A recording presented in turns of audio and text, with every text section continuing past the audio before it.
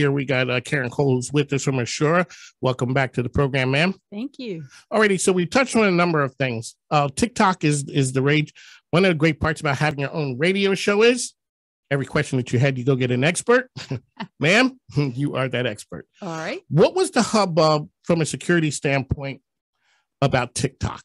Okay. So, and I'm going to use TikTok as an example, but this is across the board. The first thing you need to understand is if you're not paying for the product on social media, on social media, you are the product. Ooh. And so I'll say that again. If you're not paying for the product, you are the product, and especially when it comes to social media. So the reason that there was so much hubbub about TikTok, but the same thing can be said for Dropbox and all of those, is because you have foreign actors like the Chinese. And what they're doing is they're using those platforms in order to data mine information on US citizens that they can then use to target.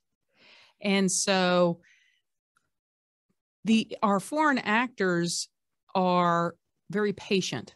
So think about it. You have a person who allows their child to create a TikTok account at age 5, right? Yes. They're uploading their videos, their information, all of those things. And so what happens is that you can then start to build a profile on that individual.